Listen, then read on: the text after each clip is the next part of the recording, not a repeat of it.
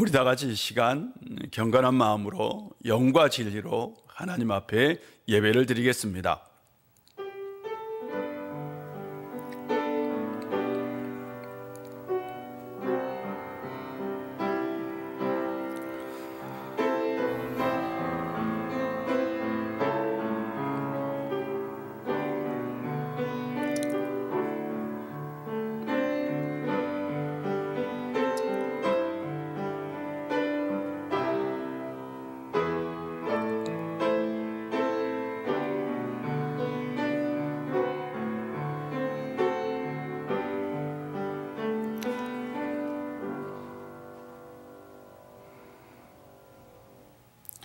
할렐루야. 하늘에서 여호와를 찬양하며 높은 데서 그를 찬양할지어다.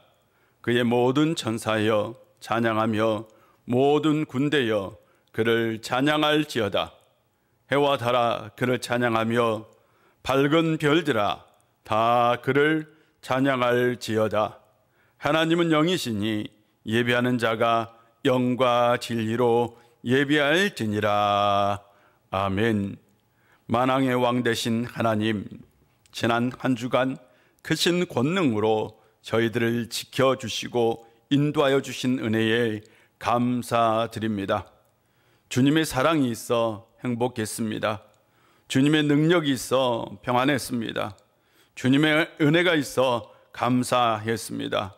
오늘 거룩한 주일에도 저희들과 함께 하심으로 그 행복과 평안과 감사가 이 예배에 더욱더 충만하게 하옵소서.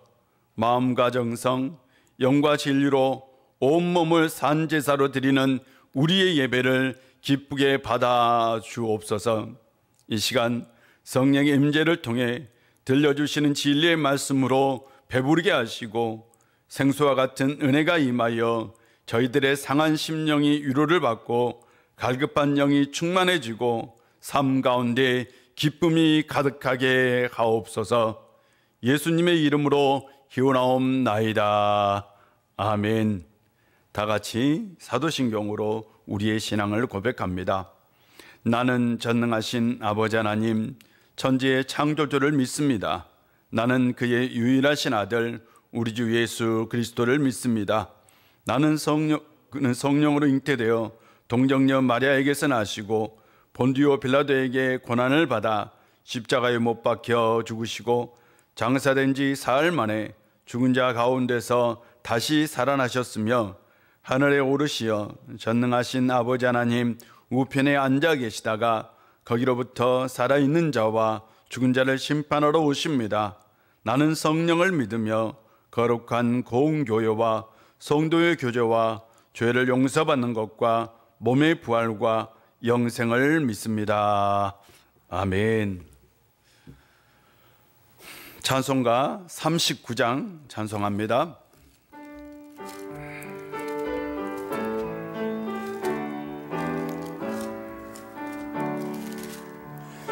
은혜를 받으러 모인 성도들 주 크신 뜻 깨닫게 하옵소서.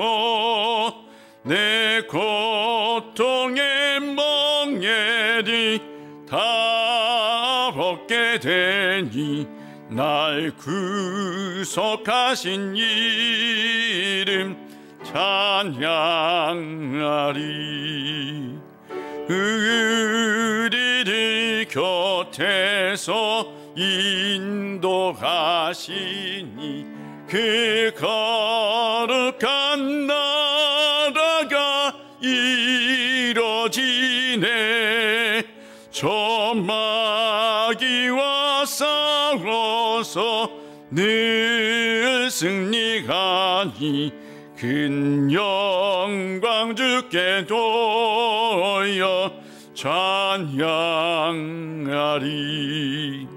주 우리의 방패와 장검 되시니 나 승리의 주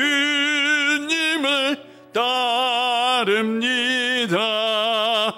큰 환난을 당할 때 늘 도우시니 승전가 높이 불러 찬양하리.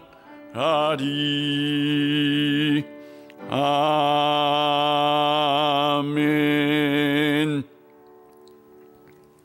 하나님 말씀은 하박국 3장 1절부터 2절 그리고 16절부터 19절입니다. 하박국 3장 1절 2절 그리고 16절부터 19절입니다. 하나님 말씀 봉독합니다. 말씀에 경청하십시오. 시기 온옷에 맞춘 선지자 하박국의 기도라. 여호와여, 내가 주께 대한 소문을 듣고 놀랐나이다. 여호와여, 주는 주의 일을 이 수년 내에 부응하게 하옵소서. 이 수년 내에 나타내시옵소서. 진노 중에라도 긍휼을 잊지 마옵소서. 16절입니다. 내가 들었으므로 내 창자가 흔들렸고 그 목소리로 말미암아 내 입술이 떨렸도다. 무리가 우리를 치려 올라오는 환난 날을 내가 기다림으로 썩이는 것이 내 뼈에 들어왔으며 내 몸은 내 처소에서 떨리는도다. 비록 무화과 나무가 무성하지 못하며 포도나무에 열매가 없으며 감람나무에 소출이 없으며 밭에 먹을 것이 없으며 우리의 양이 없으며 외양간에 소가 없을지라도 나는 여호와로 말미암아 즐거워하며 나의 구원의 하나님으로 말미암아 기뻐하리로다. 주 여호와는 나의 하나님이시라. 나의 발을 사슴과 같게 하사 나를 나의 높은 곳으로 다니게 하시리로다. 이 노래는 지휘하는 사람을 위하여 내 수금에 맞춘 것이니라. 아멘. 시인 중에 나태주 시인이 있어요. 이 나태주 시인의 시는 뭔가 인간미가 넘치는 그런 시 같아요. 그 시 중에 풀꽃이라는 시가 있습니다. 풀꽃은 들에 피는 꽃이고 사람들의 관심을 받지 못하는 꽃이죠. 야생화라고 할 수 있는데요. 시는 이렇습니다. 자세히 보아야 예쁘다. 오래 보아야 사랑스럽다. 너도 그렇다. 기죽지 말고 살아봐. 꽃 피워봐. 참 좋아. 라는 시입니다. 불꽃은 자세히 보아야 이쁘고요. 자세히 보아야 사랑스럽습니다. 어쩌면 우리도 그런 존재죠.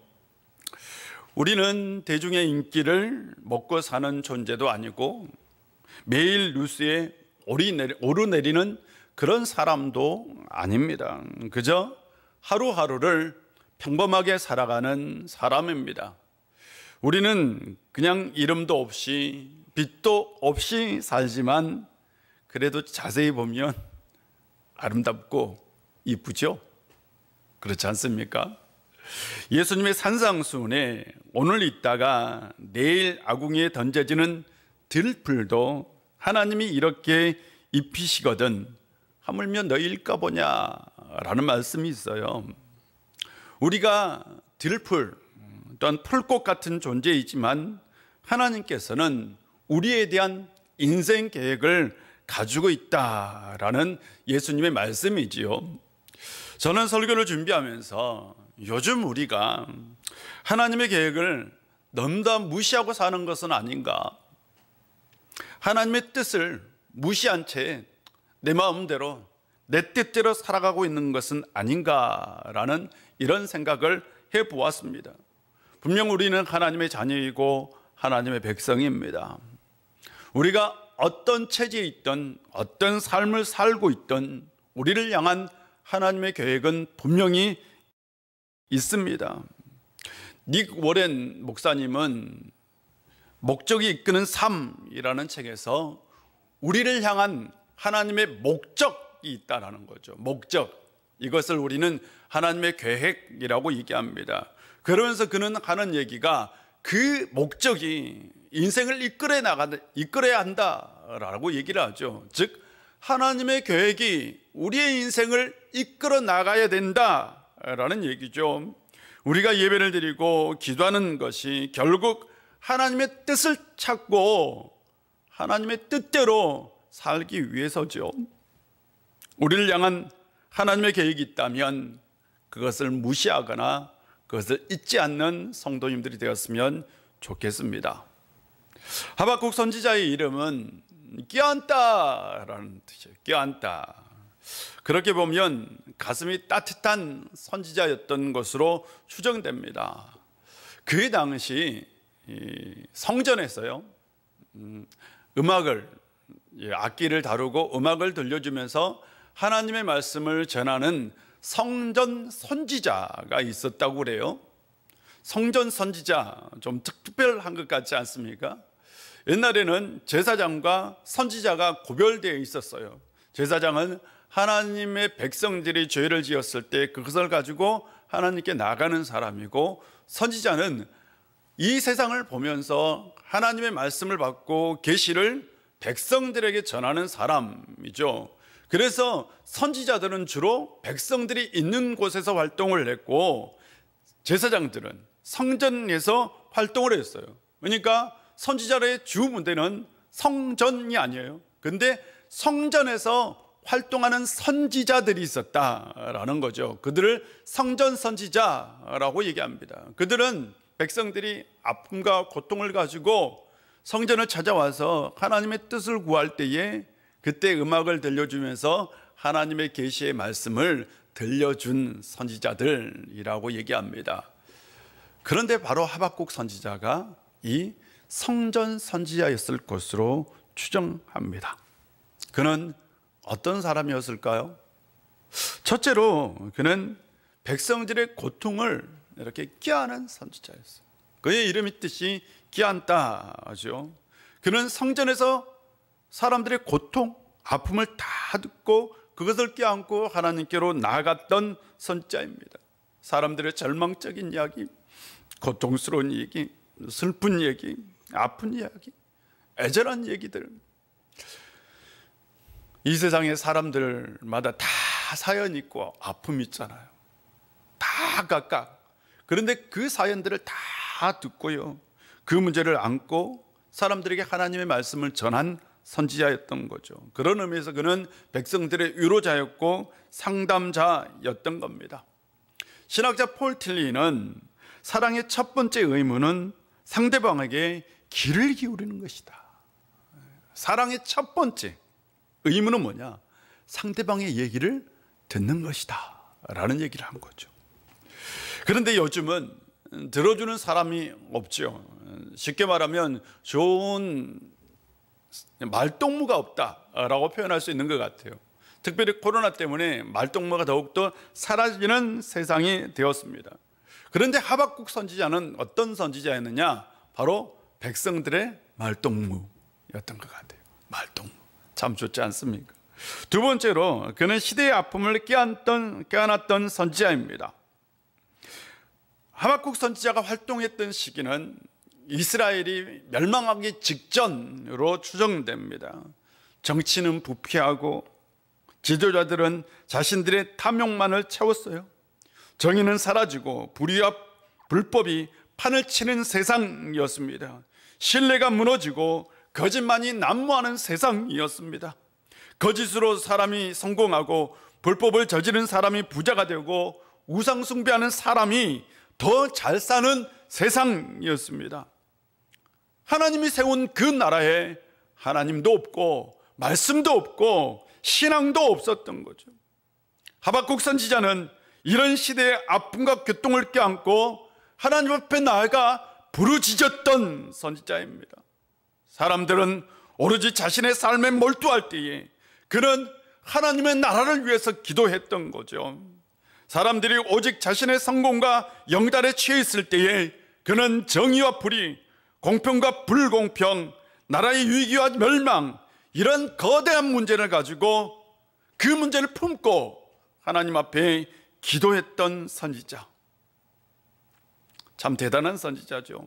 세 번째로는 하나님 앞에 공의의 문제에 대해서 의문을 제기했던 선지자, 그래서 독특한 선지자입니다. 신정론이라는 게 있어요. 모든 것이 하나님께 달려있다라는 게 신정론입니다. 하나님은 살아계시고, 하나님은 역사하시고, 하나님은 정의롭고, 하나님은 선하시고, 하나님은 공평하신 분이다. 그리고 하나님은 이 세상 역사의 주관자이다. 이게 신정론이에요. 이것에 대해서 바로 의문을 제기합니다. 그렇다면 왜 불의가 세상에 가득합니까? 왜 불의가 이 세상에 가득해서 선함을 이깁니까? 왜 선한 사람이 거짓처럼 살아야 합니까? 왜 바르게 사는 사람이 손해를 봅니까? 하나님께서 살아계시다면 왜 하나님의 자녀들이 고통을 받습니까? 라는 질문을 제기했던 선지자. 그래서 선지자 중에 유일하게 하나님께 이런 질문을 했던 선지자. 그래서 참 멋진 선지자죠. 그는 가슴 뜨겁게 백성을 사랑하고 하나님께 이 문제를 가지고 기도했던 선지자입니다. 오늘 본문은 하박국 선지자 중에서 가장 유명한 본문이고 우리가 잘 아는 말씀이죠.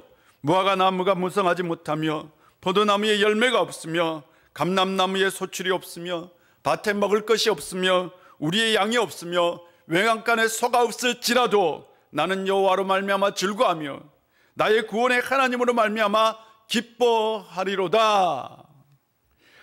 뭐할지라도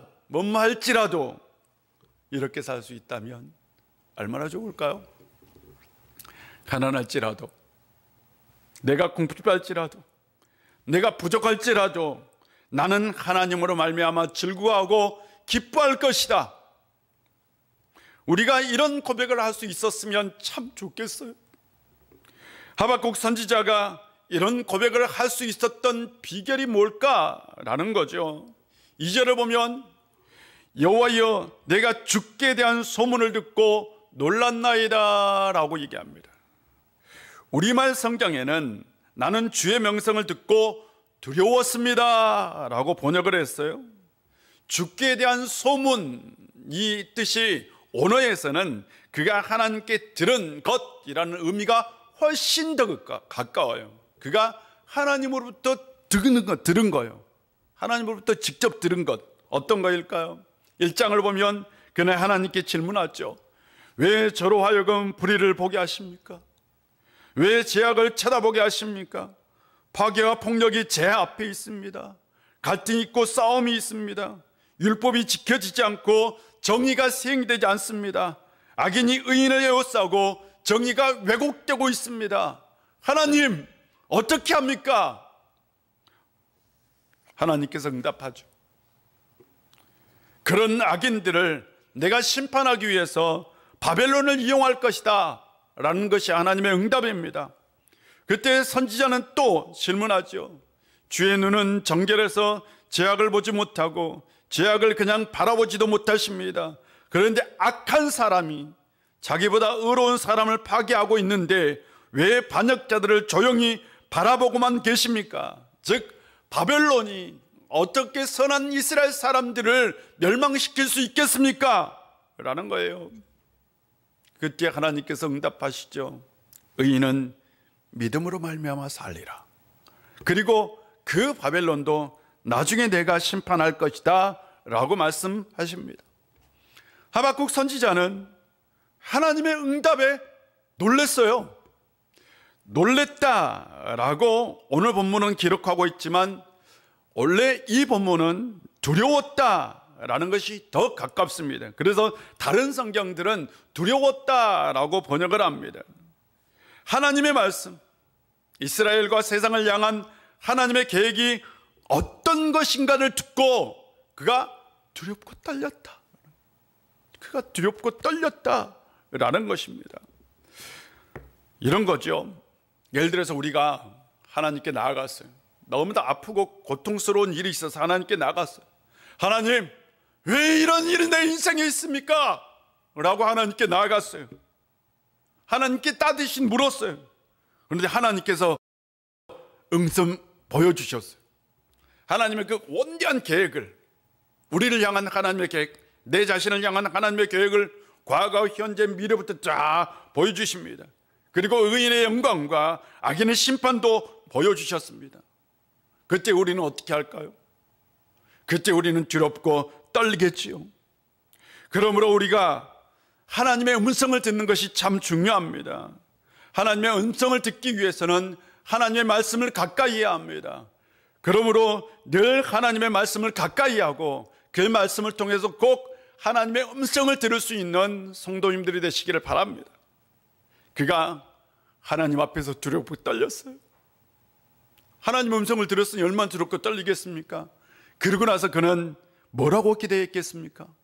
만약 우리가 하나님께서 보여주신 그 놀라운 것들을 보았어요. 그리고 하나님 음성을 들었다면 우리는 이렇게 기도하겠죠. 하나님, 그 일을 하십시오. 하나님, 그 일이 반드시 수년 내에 실행되기를 소망합니다. 하나님, 그 일을 하십시오. 하박국은 어떻게 기도했을까요? 2절을 보면 여호와여, 주는 주의 일을 이 수년 내에 부응하게 하옵소서, 이 수년 내에 나타내시옵소서라고 기도합니다. 이것이 하박국의 기도죠. 나의 일을 번성하게 해달라고 기도한 것이 아니라 주의 일이 번성하게 하옵소서라고 기도합니다. 우리가 주기도문을 할 때에 주의 나라가 임하시고 뜻이 하늘에서 이루어지이다 라고 기도합니다. 그런 것과 같은 거죠. 하나님의 목적이 성취되기를 원하고 하나님의 일이 이 세상에서 실현되기를 원하며 하나님의 행동이, 역사의 과정이 가운데 드러나기를 소망하며 기도했던 겁니다. 하박국은 나의 일의 번성이 아니라 주의 일의 번성을 위해서 기도했습니다. 주의 일이 번성하는 건 교회의 본질입니다. 교회의 사역의 초점은 하나님의 일이어야 합니다. 신앙의 초점도 하나님의 일이어야 합니다. 이 시대에 단 한 사람이라도 자신의 일이 아닌 하나님의 일이 우선인 사람이 있었으면 참 좋겠습니다. 내 일이 우선이 아닌 하나님의 일이 우선인 사람이 단 한 사람이라도 있을까요? 창세기를 보면 소돔과 고모라가 멸망하는 이야기가 나와요. 소돔과 고모라가 멸망될 거라는 소식을 듣고 아브라함이 가슴이 아팠어요. 그리고 하나님께 기도합니다. 하나님, 만약 그곳에 의인 50명이 있다면요, 의인 50명이 있다면 멸망시키지 않겠다. 45명이 있다면요, 45명이 있다면 멸망시키지 않겠다. 30명이 있다면요, 20명이 있다면요, 10명이 있다면요. 점점 내려왔어요. 그런데 그 땅에 10명도 없었어요. 그래서 10명이 없어서, 의인 10명이 없어서 소돔과 고모라가 심판을 당하고 멸망했어요. 하나님이 말씀하신 의인은 어떤 사람일까요? 하나님의 일이 우선인 사람, 하나님이 먼저인 사람이죠. 소돔과 고모라의 죄악이 가득하고 나쁜 짓을 하는 사람이 많았어요. 그러나 평범하게 사는 사람들도 많았을 겁니다. 그저 자신의 일에 묵묵히 열심히 사는 사람들도 많았어요. 그러나 하나님이 보시기에 하나님이 우선인 사람, 하나님의 일이 우선인 사람 10명이 없었다니까요. 10,000,000명이 사는 서울 인구에 과연 하나님이 우선이고 하나님의 일이 우선인 사람 10명 있을까요? 우리는 하나님을 믿으면서도 하나님의 일이 아닌 나의 일이 늘 우선이지요. 하나님의 번영보다는 나의 번영이 늘 우선이지요. 이거 절대로 잘못된 것 아닙니다. 세상 모든 사람들 꿈은 부자가 되는 거죠. 하나님을 믿든 믿지 않든 부자가 되는 것이 꿈입니다. 부자가 되는 것 절대 잘못 아니잖아요. 자본주의 사회에서 부자가 되는 건 성공의 척도입니다. 부자는 성공한 사람이고 성공한 사람이 부자지요. 이런 세상에서 부자가 되는 것 잘못 아닙니다. 오히려 열심히 노력해서 부자가 되었다면 그건 존중받아 마땅합니다. 우리 모두가 부자가 되는 꿈이 있었어요. 다만 운이 없어서요. 하는 일에 실패해서요. 뭔가 잘못된 결정을 했어요. 뜻대로 되지 않아서 그냥 우리가 부자가 되지 못했을 뿐이잖아요. 비트코인이 처음 나올 때요. 비트코인이 처음 나올 때 저는 개인적으로 뭔가 새로운 것에 대한 흥미가 굉장히 많아요. 저는 개인적으로. 그래서 비트코인이 처음 나올 때에 내가 저걸 한번 사볼까 해서 사이트를 알아봤어요. 미국 사이트더라고요. 복잡하더라고요. 그래서 들어가서 뭔가 하려고 하는데 뭐 저장도 해야 되고 이걸 그 당시에는 거래소가 없었어요. 또 그것을 하드에 다운받아야 되고 비밀번호를 어렵게 만들어야 되고 하드를 잊어버리면 안 되고 막 그래요. 그래서 한 100만 원어치 살까 했어요. 그 당시 진짜로 100만 원어치 1달러도 안 됐어요. 한 개. 몇 개를 살 수 있었느냐? 100만 원어치면 1달러도 안 되면요 얼마나 살 수 있어요? 1000개를 살 수 있었어요. 1000개. 그때 만약 제가 1000개를 샀다면 어떻게 됐을까요? 지금 500억입니다. 그때 내가 진짜 그걸 샀다면. 저는 이런 생각을 해보았어요. 누구나 인생에 한 번은 부자가 될 수 있는 기회가 있구나. 그걸 잘 선택한다면, 그 기회를 놓치지 않는다면 부자가 될 수 있구나. 우리는 부자가 될 기회를 놓쳤지 부자가 되고 싶지 않아서 부자가 되지 못한 건 아닙니다. 자본주의 세상에서 노동과 수익은 전혀 별개입니다. 맞죠? 자본주의 세상에서 노동 따로 수익 따로입니다. 열심히 일하지 않아도 엄청난 수익을 올릴 수 있습니다. 그것도 제가 아니에요. 불법도 아닙니다. 오히려 그들은 부러움의 대상이 됩니다. 이런 세상의 흐름 속에서 그것이 우리에게 미친 영향은 뭐냐?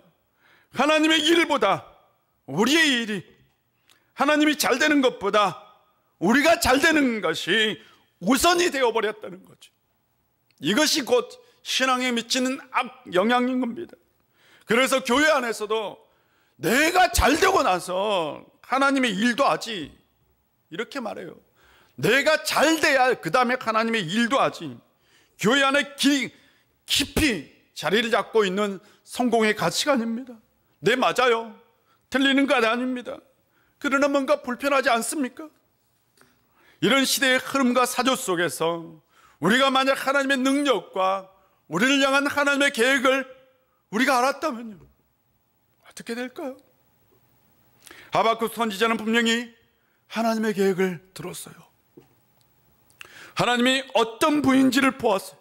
하나님이 어떤 분인지를 알았어요. 6절을 보면, 우리말 성경으로 보면, 그분께서 멈춰 땅을 측량하시며 그분께서 바라보시니 나라들이 떱니다. 영원히 변치 않는 산들이 무너지고 오랜 세월을 거친 언덕들이 무너집니다. 오래된 것들도 무너진다요. 아주 오래된 견고한 것들도, 영원히 변치 않을 것 같은 것들도 무너진다. 그분께서 하시는 일만 영원합니다 라고 얘기해요.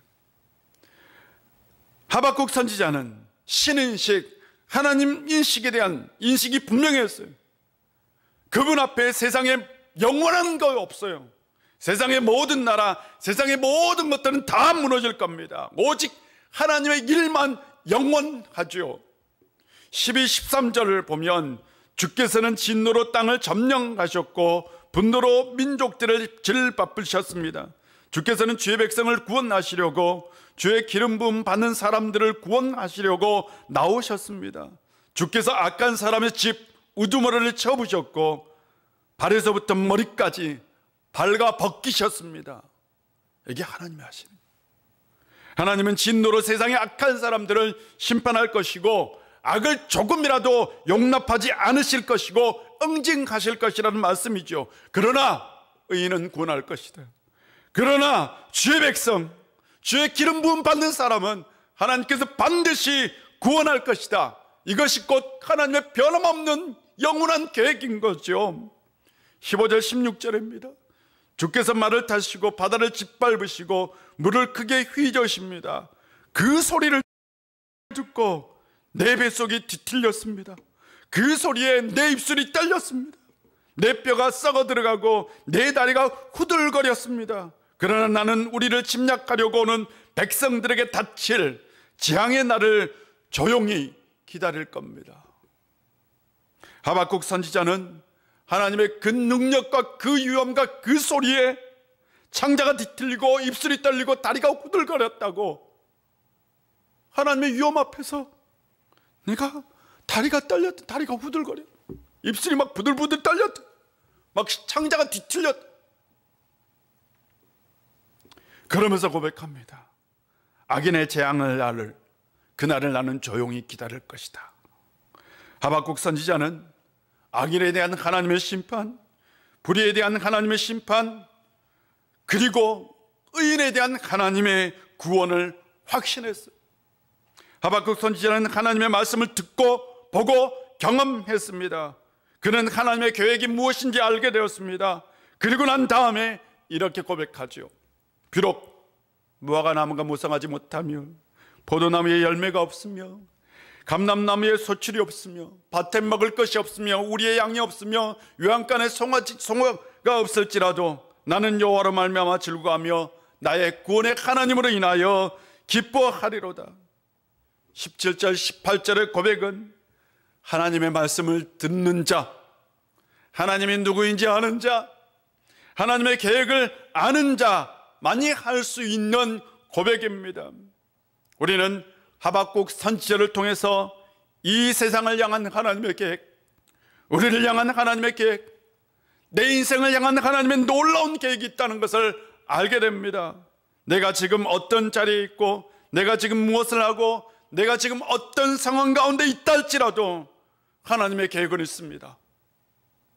내가 실패의 자리에 있다 하더라도, 내가 절망의 자리에 있다 하더라도, 내가 고통의 자리에 있다 하더라도, 내가 아픔의 자리에 있다 하더라도, 내가 눈물의 자리에 있다 하더라도 하나님의 계획은 반드시 있습니다.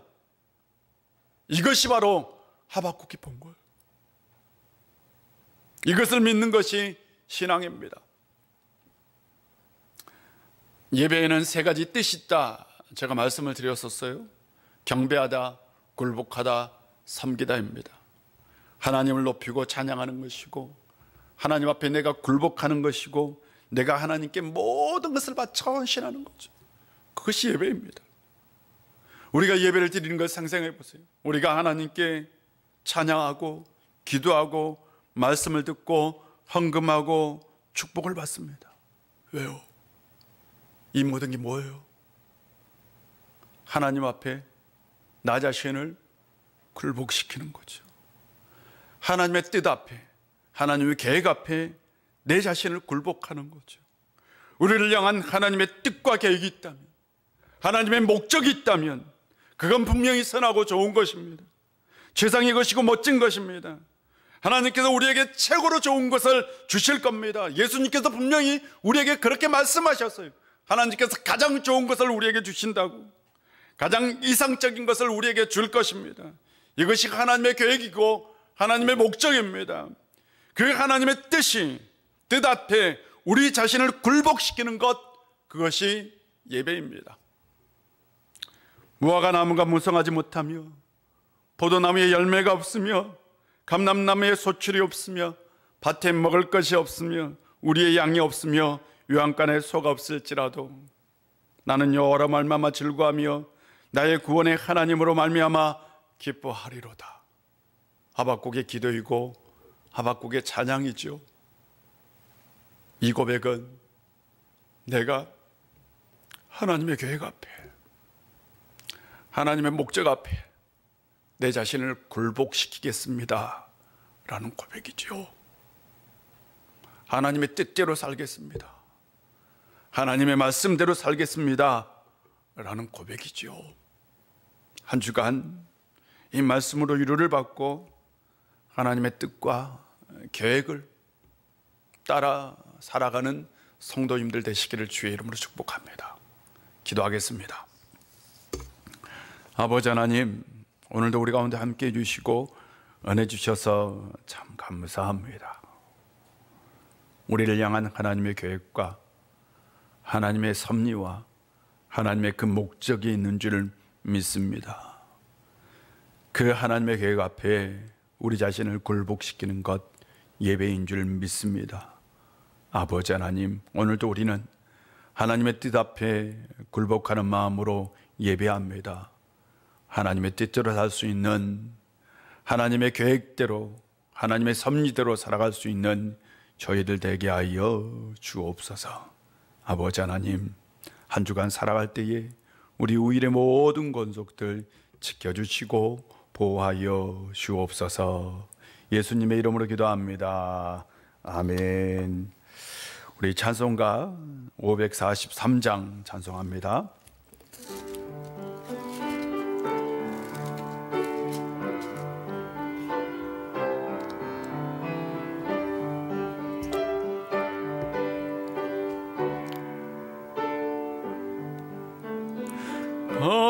어려운 일 당할 때 나의 믿음 적게나 의지하는 내 주를 더욱 의지합니다. 세월 지나갈수록 의지할 것뿐일세. 무슨 일을 당해도 예수 의지합니다. 성령께서 내 마음 밝히 비춰주시고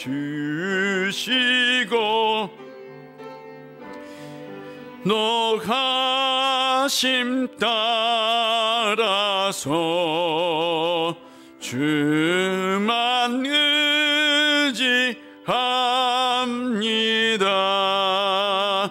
세월 지나갈수록 의지할 것뿐일세. 무슨 일을 당해도 예수 의지합니다. 밝을 때의 노래와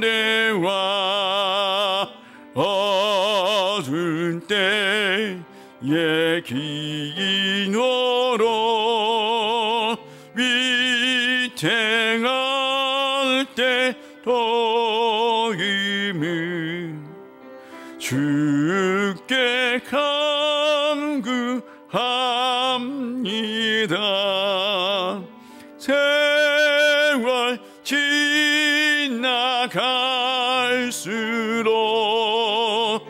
의지할 것뿐일세.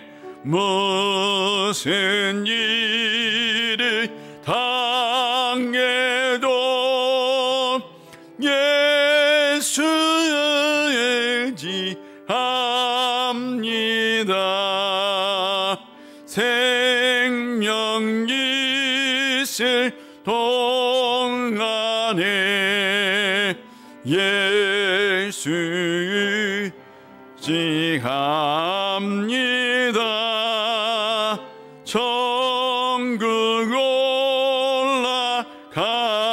올라가도록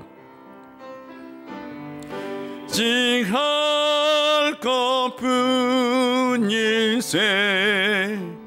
세월 지나갈 갈수록 의지할 것뿐일세. 무슨 일을 당해도 예수를 의지합니다.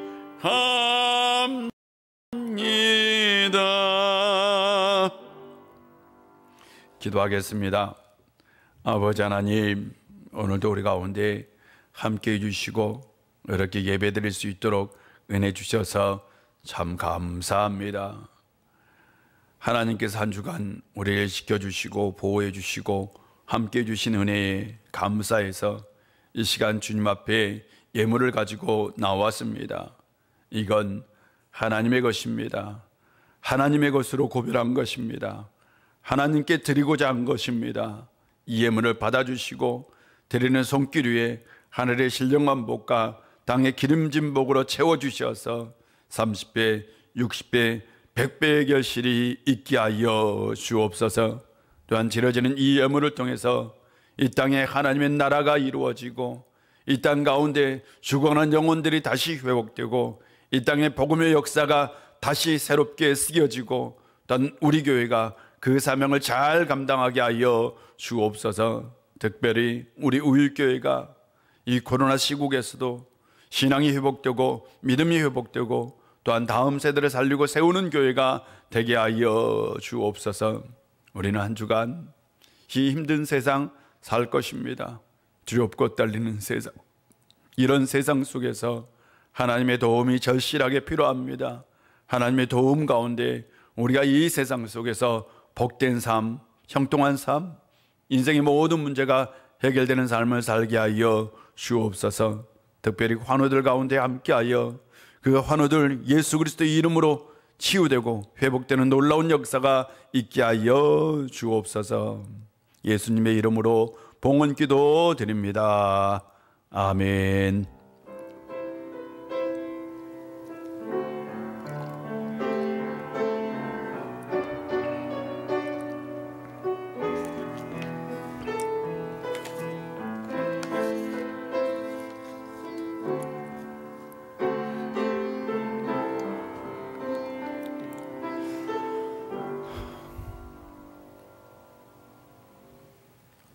교회 소식을 전해드리겠습니다. 주중에 제가 우리 교회인들 아프신 분들 전화 통화도 하고 또한 같이 기도도 하고 또 직접 만나뵌 분들도 있어요.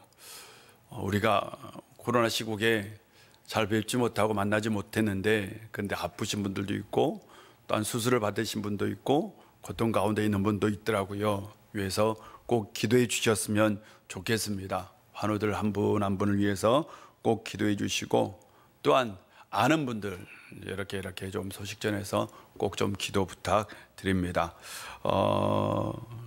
다음 주 예배, 그 다음 주 예배를 어떻게 할지 또한 당에서 의논해서 여러분에게 공지해 드리도록 하겠습니다.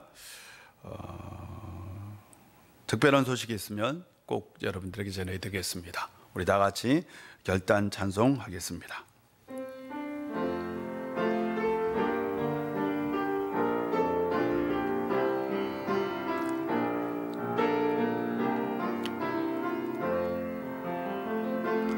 진정한 예배가 숨쉬는 교회, 주님이 주인 되시는 교회, 믿음의 기도가 사귀는 교회, 최고의 찬양을 드리는 교회, 말씀이 살아 움직이는 교회, 성도의 사랑이 넘치는 교회, 섬김과 헌신이 기쁨이 되어 열매 맺는 아름다운 교회, 주님의 마음 닮아서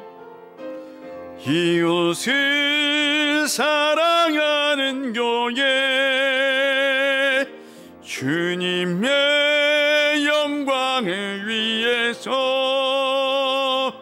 빛 대신 주님 전하는 교회, 사랑의 불꽃이 활짝 피어나 날마다 사랑에 빠지는 교회, 주께서 사랑하는 이런 교회 되게 하소서. 우리에게 이 세상에서 가장 좋은 것, 가장 아름다운 것, 영생을 선물로 주신 우리 구주 예수 그리스도의 놀라우신 은혜와 우리 아버지 하나님의 크신 사랑과 성령의 교통하시고 함께하심의 역사가 내 자신을 향한 하나님의 인생 계획을 분명히 알고 그 하나님의 계획에 순복하며 살기를 원하는 우리 우일의 모든 권속들과 그리고 이 나라와 이 민족과 온 백성 위에 이제부터 영원히 함께 하시기를 간절히 축원하옵나이다. 아멘.